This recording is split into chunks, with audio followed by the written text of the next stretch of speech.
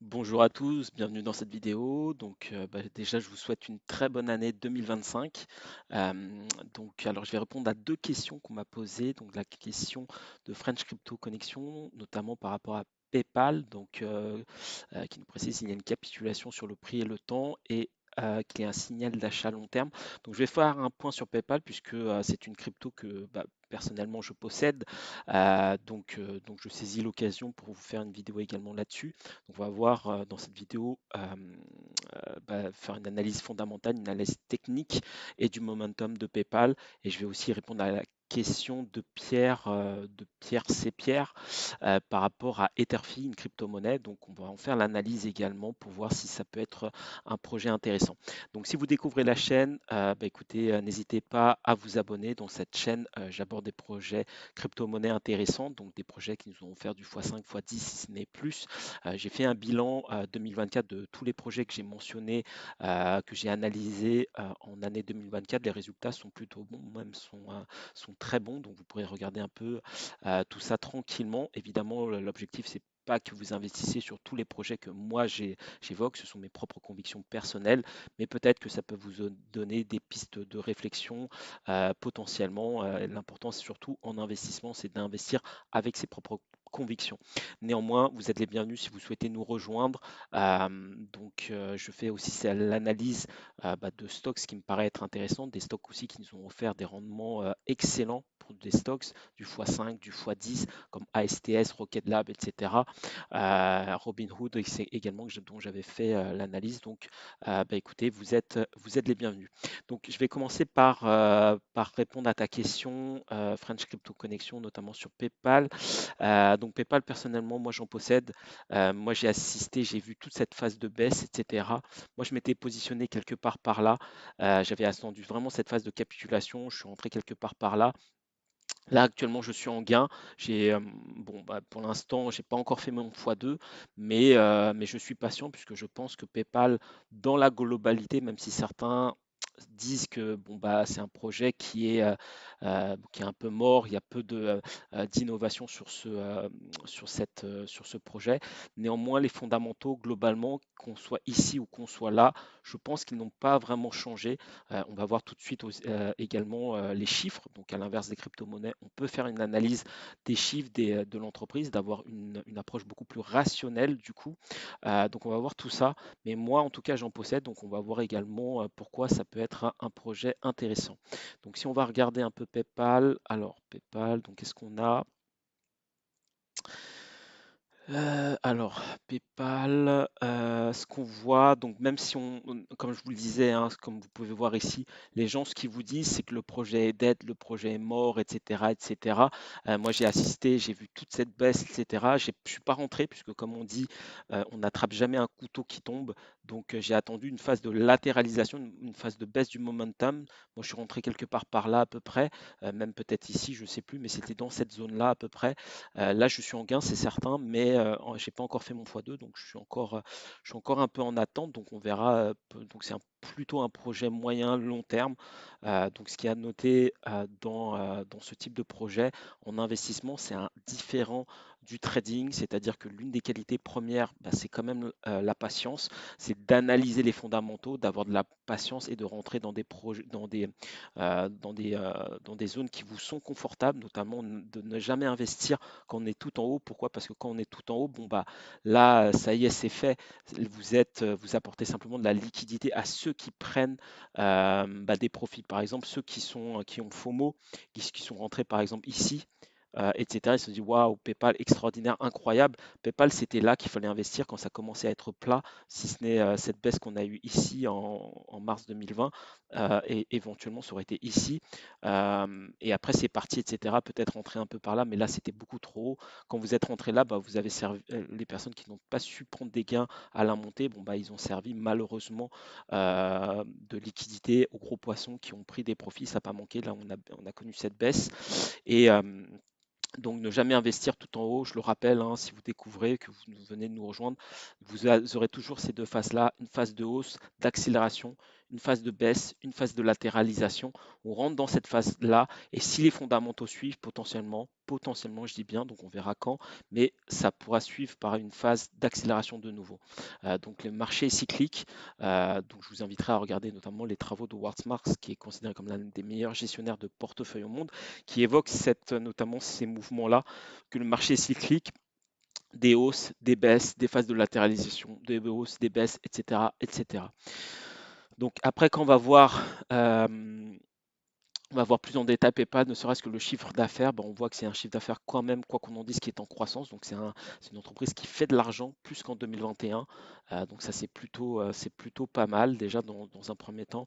Quand on regarde, quand on descend un peu plus, on voit que les bénéfices en tout cas s'améliorent. Les bénéfices d'exploitation, le BE est quand même plus intéressant que ce qu'il n'était en 2021. Donc ça, c'est aussi un point intéressant. Si on descend un peu plus loin, le résultat net, donc 5 milliards de résultats net, donc ça aussi, c'est quand même pas mal par rapport à 2021. Donc ils ont quand même gagné 20%, donc c'est pas mal. L'EBITDA, pareil, donc un EBITDA en croissance, donc ça c'est super. Donc si on va aller un peu plus loin, si on regarde un peu maintenant la trésorerie de l'entreprise, les actifs de l'entreprise et le passif, à ces niveaux-là, ce qu'on voit, si je regarde trésorerie, c'est une entreprise qui a de la liquidité, hein, ils ont 14 milliards en trésorerie. Si on doit le comparer au chiffre d'affaires, donc c'est quasiment la moitié du chiffre d'affaires en trésorerie. La trésorerie est fluctuante, donc elle ne donne pas tous les... Parce qu'en fait, ce qu'on appelle un arrêté comptable. Et donc, du coup, au moment de l'arrêté comptable, c'est comme quand vous prenez une photo. Donc, vous n'avez pas les mouvements. Vous pouvez avoir des créances clients, des dettes fournisseurs, etc., etc. Donc, il y a des mouvements qui font que la trésorerie, elle peut être fluctuante, mais elle nous donne une information. Quand on a une trésorerie à arrêté comptable de la moitié de votre chiffre d'affaires annuel, c'est quand même plutôt sympa. Donc là, ce qu'on voit, c'est que tac, tac, si je descends, en termes de valeur comptable, donc ça, c'est plutôt un élément également intéressant à regarder. Donc, c'est plutôt stable, pareil, donc légère dette qui augmente, mais rien de dramatique. Si on regarde les flux de trésorerie, donc un flux de trésorerie d'exploitation qui est en croissance, qui se développe, donc ça c'est très positif. Donc ça c'est très très bien. Quand on descend un peu au niveau des émissions d'actions, ça c'est vraiment un point très intéressant.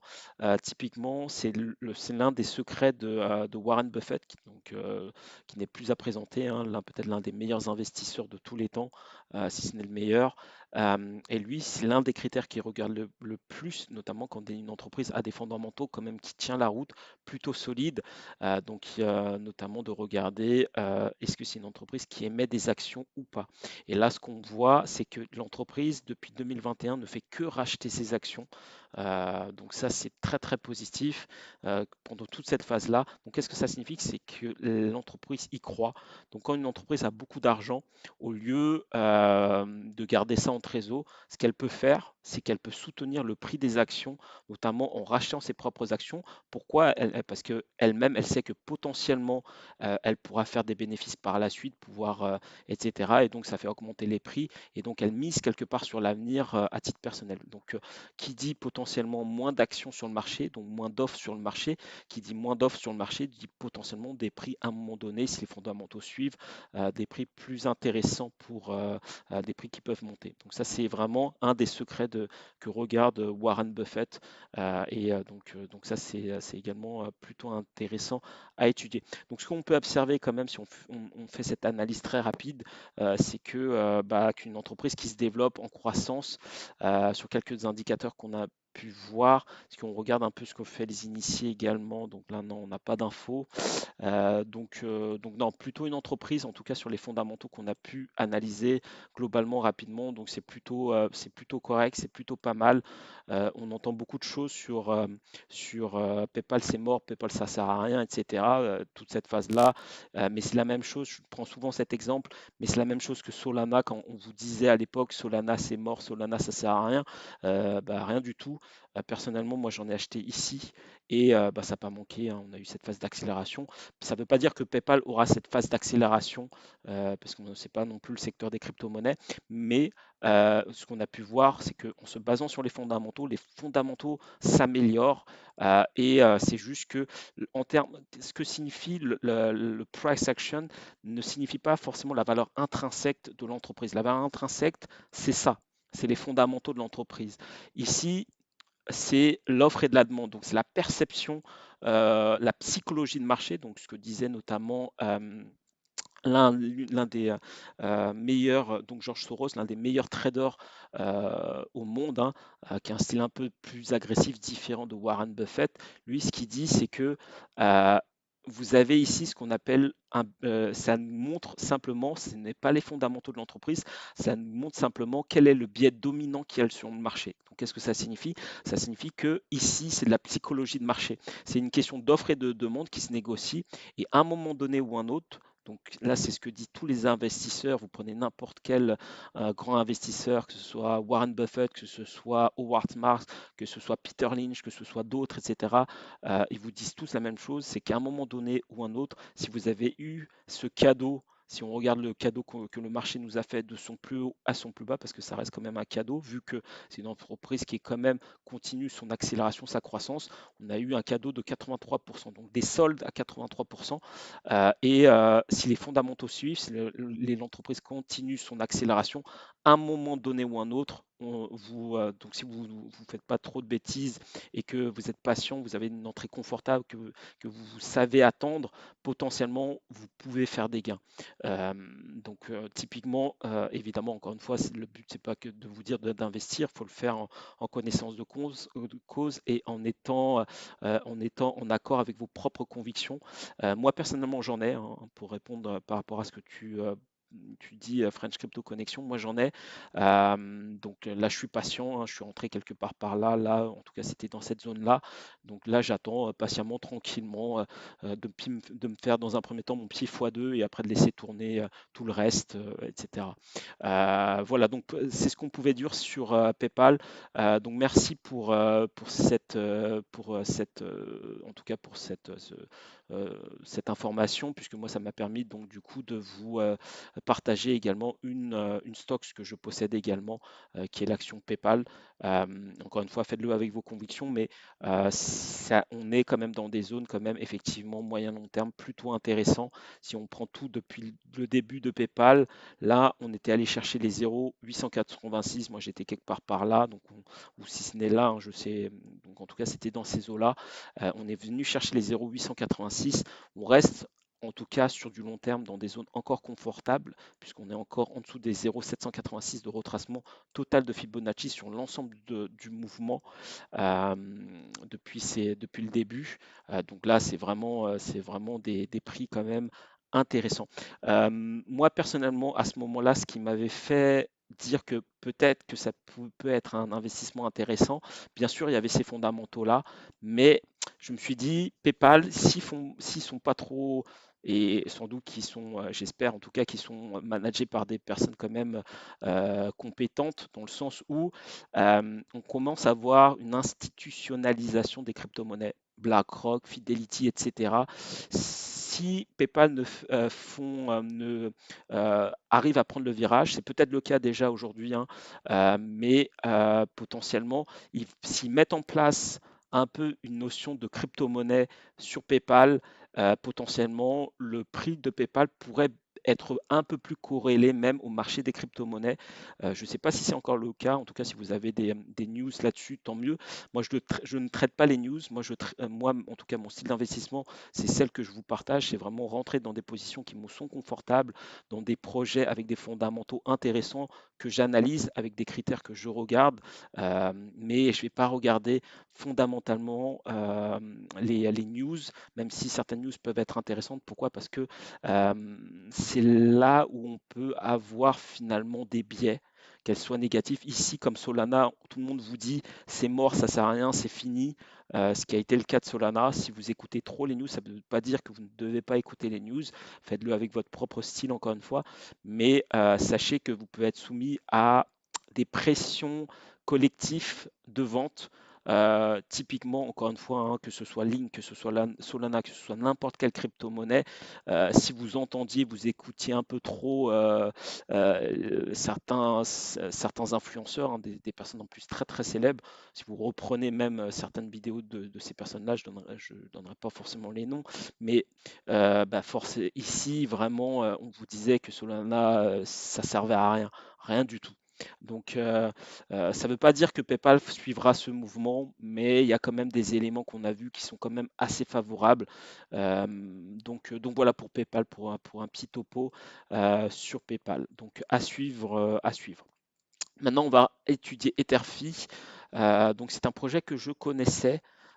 Etherfi, alors c'était quoi le ticker d'Etherfi? Je vais me mettre ici. Alors Etherfi, on va l'étudier.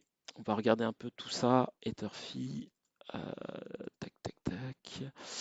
Alors je ne l'ai pas là. C'est bizarre. Peut-être que ça ne s'écrit pas comme ça. J'en avais entendu parler. Etherfi. Alors, Ether, si je me mets comme ça. Non, ça sort pas. ETHFi, voilà, ETHFi, Ether.fi, effectivement. Ok. Donc Etherfi, alors déjà ce qu'on peut regarder, moi c'est l'un des premiers éléments que je regarde, c'est où on en est sur le market cap par rapport à la FDV. Si vous découvrez le secteur des crypto-monnaies, sachez que c'est quand même un point important, indispensable à regarder. Donc là, quand on a des FDV complètement délirantes, alors que c'est des projets qui viennent de sortir, c'est des FDV à 40 milliards de dollars, c'est trop. Donc là, on est sur une FDV totale. Donc qu'est-ce que c'est la FDV? C'est que si on devait diluer tous les tokens, voilà la capitalisation totale de ce projet-là. Donc ce serait un projet à 2 milliards de dollars. C'est un projet assez récent de mémoire. Donc là, on a un historique jusqu'à avril. Je ne sais pas si c'est le moment du lancement du token, peut-être, mais si c'est le moment du lancement du token, c'est quand même assez récent. Donc là, il y a quand même pas mal d'inflations qui sont encore prévues. Ce qui est intéressant, par contre, c'est qu'il y a un unlock qui est prévu dans 3 mois, dans 2 mois, pardon, un peu plus de 2 mois. Donc on a un peu de temps. Après, on va voir un peu le graphique, qu'est-ce qu'il nous donne. Mais déjà, quand on regarde le market cap et la FDV, bon, on va dire pour un nouveau projet, ça reste correct. Il y a un peu d'inflation de prévu. Mais, euh, mais voilà, il faut regarder d'autres critères. On va dire qu'il faut regarder d'autres critères. Si on regarde d'autres critères, ce qu'on peut regarder, donc c'est un projet qui a levé 32 millions. Donc on va dire ils ont un peu d'argent pour développer le projet. Vous avez quand même quelques grands noms, hein. Vous avez OKEx, XRP qui mettent de l'argent là-dessus. Et voilà, vous en avez quelques-uns, quelques autres, etc. Donc vous avez pas mal d'investisseurs. Vous avez cet investisseur, je crois, c'était l'un des fondateurs de Matix, il me semble, qui est aujourd'hui investisseur indépendant, euh, ou en tout cas qui investit aussi à titre personnel. Donc pourquoi pas. Donc dans les fondamentaux, sans doute qu'il doit avoir des fondamentaux plutôt intéressants. On est plutôt dans le secteur du restacking. En 2023, fin 2023, c'était un peu à la mode. Donc on va voir qu'est-ce que peut nous donner le restacking. Est-ce que ça peut avoir un engouement, à voir ce qui a été le cas fin 2023, début 2024. On avait cet engouement-là, on verra si c'est encore le cas par la suite. Si on va regarder un peu ce que nous dit Chainbroker sur Etherfi, donc c'était ETHFi. Alors, Etherfi, alors ici quand même, attention à la santé financière. Ici, au niveau de la santé financière, on a quand même une entreprise qui est évaluée à 3,73, donc une entreprise donc, qui a quand même une santé financière assez légère, à l'inverse de ce qu'on a pu voir par exemple sur PayPal, où on peut étudier les fondamentaux de l'entreprise. On peut, comme vous avez pu voir tout à l'heure, on pouvait analyser typiquement le compte de résultat, le bilan, le BE. On pouvait même voir au niveau des flux de trésorerie, qu'est-ce que fait l'entreprise dans sa politique de rachat d'actions. Donc on peut voir plein de choses. On peut même voir, bon ça on n'avait pas l'info, mais qu'est-ce que font même les initiés de PayPal? Est-ce qu'ils rachètent eux-mêmes des actions? Donc là c'est génial quand c'est le cas. Ça signifie que quand vous voyez des personnes, des initiés en interne qui achètent alors que le prix est très bas, c'est qu'ils sont au courant potentiellement de quelque chose. On ne peut pas le faire forcément sur les crypto-monnaies. Le seul élément qu'on peut avoir sur la santé financière, c'est cette ligne-là, malheureusement. Et ce qu'on voit ici, c'est une notation à 373. Donc, c'est pas de la folie, c'est des projets assez récents, mais c'est quand même soutenu par des grosses ventures comme OKEx, etc. Donc, on peut se dire que c'est pas un scam et que sans doute que ça tient quand même la route, a priori. Après, ce qu'on peut voir, donc ça c'est le point vraiment très intéressant, c'est qu'on voit qu'il y a un social développement qui est très fort. Donc qu'est-ce que ça signifie? Ça signifie qu'il peut y avoir un engouement des personnes, que le projet peut faire parler de lui, et ça c'est plutôt intéressant. Donc ça c'est quand même, c'est plutôt pas mal. Après, on voit que la roadmap également, il y a quand même, il y a quand même une bonne roadmap. Donc ça, c'est aussi un point intéressant. Euh, qui dit roadmap, dit forcément du buzz sur le projet à un moment donné ou un autre. Donc pourquoi pas. Les fondamentaux, bon, bah, on est dans la moyenne, hein. Après, c'est des projets encore quand même faiblement capitalisés, hein, donc moins de 500 millions. Donc du coup, c'est normal presque qu'on a des fondamentaux avec cette notation-là. Donc, un point aussi qui m'intéresse, c'est notamment où on en est dans la dilution de tokens. Ce qu'on peut voir ici, effectivement, c'est que pour l'instant, on a eu une très faible inflation. Par contre, par la suite, vous allez avoir une inflation qui va être galopante. Donc, autant ici, les investisseurs qui ont investi au début du projet, ils n'ont pas pris de profit pour l'instant, puisque leur projet, ils en ont pris un peu, mais c'était assez stable. Ils ont pu en prendre, donc c'était notamment en juillet 2024. Donc si on regarde Etherfi, ok, donc du coup je vais me mettre sur Etherfi. Alors ETH.fi, alors crypto, alors hop. THFI, si on se met là, est-ce que je l'ai comme ça? Non. THFI, hop. Alors, si je fais ça, USDT, qu'est-ce qu'on a? Voilà, donc on va prendre celui-là. Donc c'était en juillet 2024 qu'on avait une première prise de profit euh, ce que vous pouvez voir là. On est passé de 100 millions à 171 millions de tokens, donc 71 millions de tokens qui ont été lâchés sur le marché. Donc ça s'est fait le 21 juin. Le 21 juin, c'était tac tac tac, c'était quelque part 24, 25, c'était quelque part par là. Donc ça, ce qu'on peut voir, c'est que bah, le prix n'a pas maintenu. Donc le 21 juin, c'était quelque part par là. Donc là, le prix par la suite, en plus le marché des crypto-monnaies était très faible à ce moment-là. On a connu une baisse de moins 71%. Pourquoi? Parce que les personnes potentiellement ont pu vendre, puisque là malheureusement on n'a pas le prix des tokens, mais parfois vous avez des projets qui sont super, mais qui ont des investisseurs qui ont investi et qui sont déjà sur du 14 000%.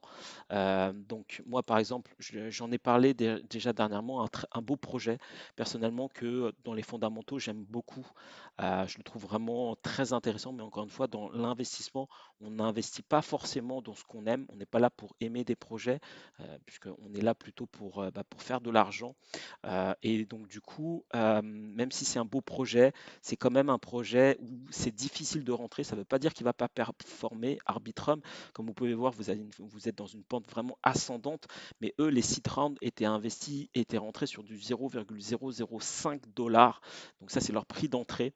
Donc même si vous entendez plein de choses sur Arbitrum, qu'il est extraordinaire, et c'est sans doute le cas, mais eux, ils sont déjà sur la vidéo que j'avais faite, ils sont déjà sur du x 144, et donc du coup, ils ont gagné déjà 344, donc ça veut dire ils sont sur du 14 000%, ce qui est quand même énorme alors que le marché est encore assez faible.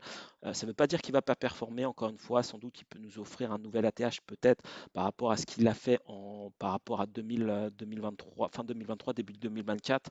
Mais quand vous voyez des prix comme ça, si je vous mets par exemple le prix actuel de Arbitrum, c'est 0,8 0,8 et eux ils l'ont acheté à 0,005 centimes de dollars. Donc leur bénéfice est quand même ahurissant. Si on regarde Arbitrum, c'est pas, on n'est même pas au plus haut. Donc imaginez combien eux ont gagné quand ils étaient tout en haut ici, hein. Donc c'est pour ça que malheureusement sur Etherfi, on n'a pas non plus ces infos. C'est vraiment dommage sur ça. Donc moi, ce que j'aimerais te dire, c'est que les fondamentaux me semblent plutôt intéressants. En tout cas, il peut y avoir de l'engouement d'un point de vue social. Euh, les fondamentaux sont corrects, comme on peut voir là. Mais attention, on arrive à la fin de cette phase de stabilisation. Ici, comme on l'a pu voir tout à l'heure, c'était le moment où on a eu cette baisse de moins 71%. Donc ça a quand même saigné ici. Donc, dans quelques mois, donc ça va arriver vite, hein, en avril, on va commencer à voir cette phase d'accélération. Si le secteur des crypto-monnaies se ressaisit, que là, cette fois-ci, vraiment, on rentre dans une alt season, potentiellement, cette phase vraiment d'inflation peut être potentiellement compensée par la demande, parce que qui dit alt season dit potentiellement des projets qui vont performer plus que le niveau d'inflation. Mais si par contre on ne rentre pas du tout à ce moment-là dans cette zone-là, dans une alt season, donc c'est quand même des moments assez risqués puisque vous aurez de plus en plus d'offres sur le marché. Qui dit plus d'offres, c'est vraiment cette notion d'offre et de demande. Plus il y a d'offres sur le marché, si en face il n'y a pas la demande, si on ne rentre pas dans une alt season, clairement les prix peuvent baisser, hein. Donc là, on a quand même une stabilisation par rapport à ce qu'on a eu là. Donc depuis août, ça tient, mais rien ne nous dit que ça va tenir. Pour l'instant, ça tient parce que ici, on a eu cette phase de dilution de tokens qui a été complètement absorbée à ce niveau-là. À ce niveau-là, ils ont arrêté de vendre. Ce qu'on peut voir là. Donc, mais c'est simplement parce que il n'y a pas plus d'inflation. Depuis juillet 2024 jusqu'à là, bon, il n'y a pas d'inflation, mais on va rentrer dans une phase d'inflation. S'il n'y a pas d'alt season, là, c'est dangereux. Donc, moi, personnellement, euh, je rentrerai pas forcément tout de suite, mais ça ne veut pas dire que tu ne dois pas le faire, toi. Là, encore une fois, je le répète, c'est vraiment d'investir selon vos convictions personnelles. Moi, j'ai quand même un profil quand même sur ça où le problème, c'est que je sais pas moi le prix sur lequel eux sont rentrés, les investisseurs. Ça se trouve, ils sont déjà sur du fois 100K, fois 10 000 comme sur Arbitrum, fois 144 en tout cas pour Arbitrum, et peut-être qu'eux, ils sont sur du fois 50 000, fois 100 000. Donc c'est quand même beaucoup hein, c'est un fois 50 000 fois 10 000. Donc c'est quand même beaucoup. Et donc du coup, moi personnellement, je serais quand même prudent. On n'a pas l'info, sauf si vous l'avez, auquel cas n'hésitez pas à nous la partager. Mais sinon, c'est attention, simplement attention ici. Encore une fois, fais-le avec tes convictions. Si tu y crois, vas-y, sois prudent. Fais quand même une bonne gestion du risque, donc gère bien les tailles de position. Et si je devais le jouer, moi, si j'étais à ta place, si j'avais des convictions vraiment très très fortes sur ce projet et que j'avais vraiment de solides convictions personnelles là-dessus. On est quand même dans des zones quand même intéressantes on est venu chercher cette zone-là. Je vais la tracer pour que tu puisses voir. On est venu chercher cette zone-là. Donc on a breaké, hop, on est revenu tester, faire le checkout, on aurait venu tester ce support. Et là, potentiellement, si on part sur une dynamique sur les 3 prochains mois, c'est maintenant qu'il faut partir. En gros, si tu crois, c'est là qu'il faut investir et il faut que ça performe dans les 3 mois.